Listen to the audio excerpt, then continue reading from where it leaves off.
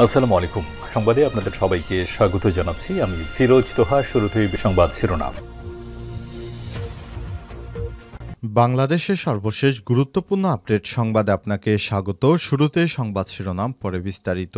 শুরুতে জানাবো, জুম্মার নামাজের আগে বাইতুল মোকাররমে কড়া নিরাপত্তা আছে সেনাবাহিনীও। রাজধানীর বাইতুল মোকাররমের মসজিদ এবং তার আশপাশ এলাকায় ব্যাপক নিরাপত্তা ব্যবস্থা নিয়েছে আইন শৃঙ্খলা রক্ষাকারী বাহিনীর সদস্যরা। আর শুক্রবার জুম্মার নামাজের পরে বাইতুল মোকাররম মসজিদ এলাকায় হেফাজতে ইসলামের বিক্ষোভ সমাবেশ আছে। উল্লেখ্য, ফিলিস্তিনি গাজায় ইসরায়েলের হত্যাকাণ্ডের বিরুদ্ধে এবং ভারতে মুসলিমদের হত্যাকাণ্ডের বিরুদ্ধে এই বিক্ষোভ মিছিল অনুষ্ঠিত হবে। যেন বড় ধরনের কোনো সংঘর্ষ না হয় সেজন্য পুলিশ ও সেনাবাহিনীর সদস্যরা মসজিদে প্রবেশের টহলরত স্থানে তারা তল্লাশি চালাচ্ছে। এরপর জানাবো, নরসিংদীতে বিএনপি আওয়ামী লীগ সংঘর্ষ, নিহত 2। নরসিংদী উপজেলা আধিপত্য বিস্তারকে কেন্দ্র করে আওয়ামী লীগ ও বিএনপি সমর্থকদের মধ্যে সংঘর্ষের ঘটনা ঘটেছে। এ সময় 2 জন গুলিবিদ্ধ সহ 2 জন নিহত হয়েছে। এছাড়াও এই ঘটনায় আহত হয়েছে আরও অন্তত 10 জন। আর শুক্রবার 21শে মার্চ উপজেলার চাঁদপুর ইউনিয়নের মোহিনীপুর গ্রামে এই ঘটনা ঘটে। নিহতরা হলেন আমিন, বয়স 23 এবং বাশার, বয়স 35। এদিকে গুলশানে গুলিতে নিহত যুবক সন্ত্রাসী গ্রুপের সদস্য ছিলেন বলল পুলিশ। রাজধানীর গুলশানে সুমন 33 নামে এক যুবককে রাত 9টার দিকে গুলি করে হত্যা করা হয়েছে। তার বিষয়ে পরিবার বলছে তিনি ব্যবসায়ী ছিলেন এবং পুলিশ জানিয়েছে তিনি সন্ত্রাসী গ্রুপের সক্রিয় সদস্য ছিলেন।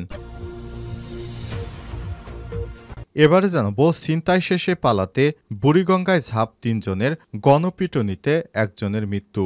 ঢাকার কেরানীগঞ্জে ছিনতাইয়ের পর বুড়িগঙ্গা নদী সাঁতরে পালানোর সময় চকবাজার এলাকায় গণপিটুনিতে এক ছিনতাইকারী মৃত্যু হয়েছে।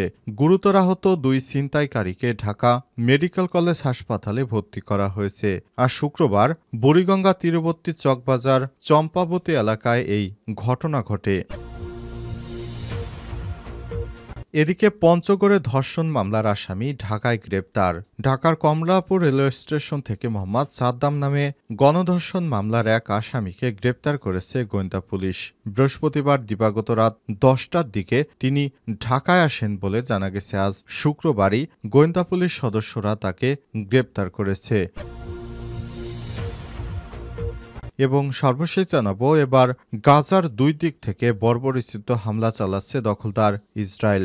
জুম্মার দিনে নিহত বেড়ে 590 এবং আহত হয়েছে 1000-এর উপরে সাধারণ মানুষ। এবার অবরুদ্ধ গাজা ভূখণ্ডে দখলদার ইসরায়েলি বাহিনী যেভাবে হামলা চালাচ্ছে তা ইতিহাসে নজির।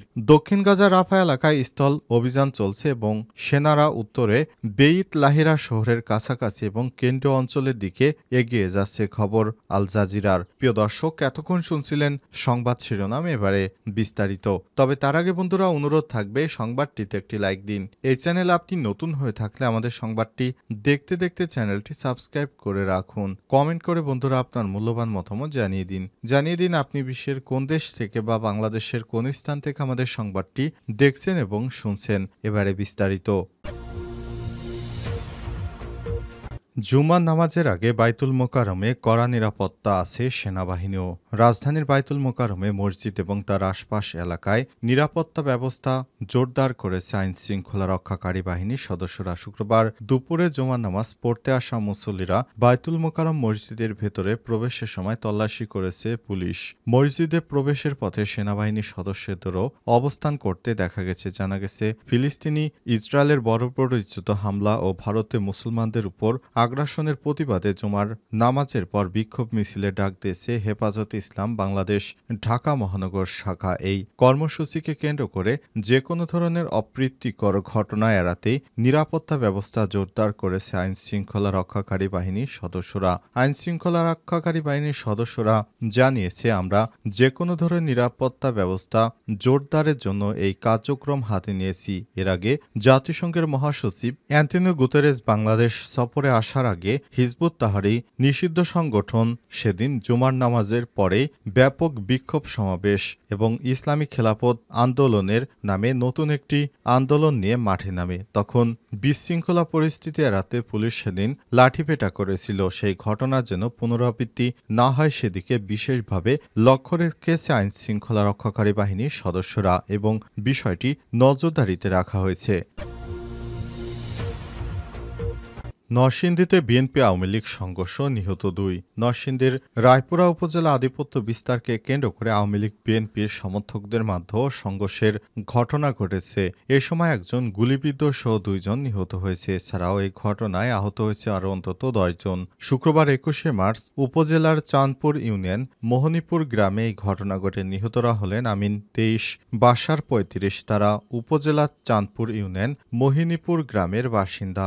স্থানীয় সূত্র থেকে জানা গেছে, আধিপত্য বিস্তারকে কেন্দ্র করে চাঁদপুর 9 নং ওয়ার্ড আওয়ামী লীগের সভাপতি আব্দুস সালাম মিয়া ও ইউনিয়ন আওয়ামী লীগের যুগ্ম সম্পাদক সোহাগের সঙ্গে চাঁদপুর ইউনিয়ন বিএনপির সভাপতি হাজী শামসু মেম্বারের দ্বন্দ্ব চলছিল।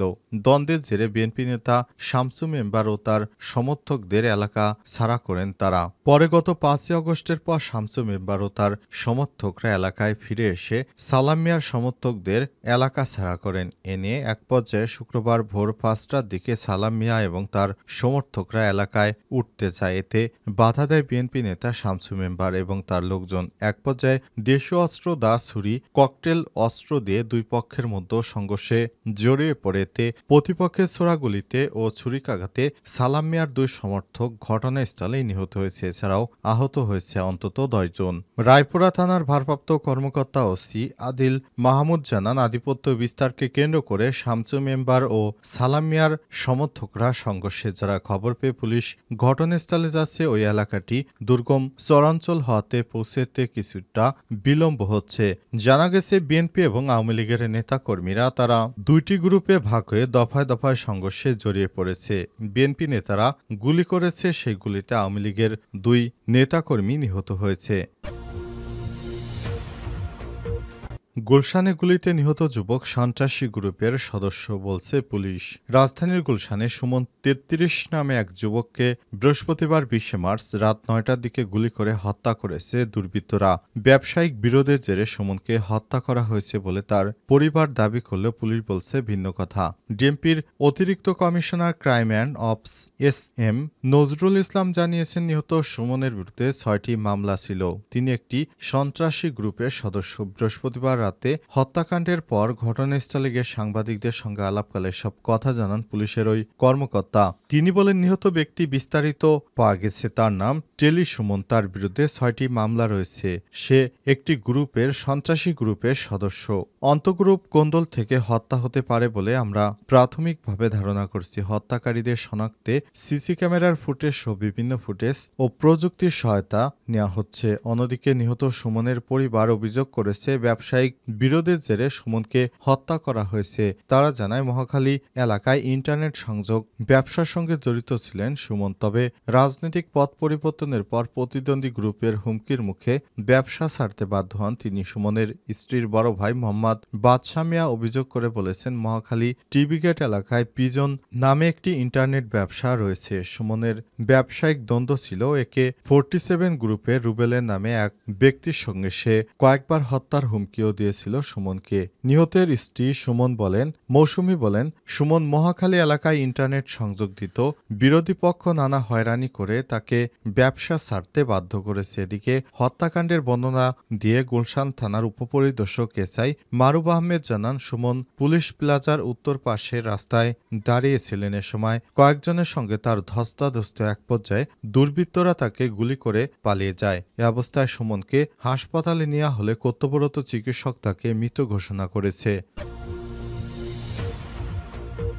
ছিনতাই শেষে পালাতে বুড়িগঙ্গায় ঝাঁপ 3 জনকে, গণপিটুনি 1 জনের মৃত্যু। ঢাকার কেরানীগঞ্জে ছিনতাইয়ের পর বুড়িগঙ্গা নদী সাঁতরে পালানোর সময় চকবাজার এলাকায় গণপিটুনিতে এক ছিনতাইকারীর মৃত্যু হয়েছে। গুরুতর আহত 2 ছিনতাইকারীকে ঢাকা মেডিকেল কলেজ হাসপাতালে ভর্তি করা হয়েছে। শুক্রবার ভোর 5:30টার দিকে বুড়িগঙ্গা তীরবর্তী চকবাজার চম্পাবতী এলাকায় এই ঘটনা ঘটে। চকবাজার থানার উপপরিদর্শক এসআই শোয়েব হাসান জানান, জানান, ভোরে বুড়িগঙ্গা নদীর ওই পারে কেরানীগঞ্জ এলাকায় ছিনতাই করছিল কয়েকজন ছিনতাইকারী চক্র। ঘটনাটি স্থানীয় লোকজন টের পেয়ে তাদের ধাওয়া করে। তখন কয়েকজন পালিয়ে গেলেও ৩ ছিনতাইকারী নদীতে ঝাঁপ দেয় এবং সাঁতরে চকবাজারে চম্পাবতী ঘাটে চলে আসে। এ সময় ওই পার থেকে স্থানীয় লোকজন চিৎকার করতে থাকে, ছিনতাইকারীরা চকবাজার চম্পাবতী ঘাটে উঠলে স্থানীয়রা তাদের মধ্যে ২ জনকে আটক করে গণপিটুনি দেয়। এ সময় আরেকজন পালিয়ে যায়। এসআই সোহাইব হাসান জানান, গণপিটুনির শিকার ২ জনকে উদ্ধার করে ঢাকা মেডিকেল কলেজ হাসপাতালে নিয়ে গেলে একজনকে মৃত ঘোষণা করেন চিকিৎসক।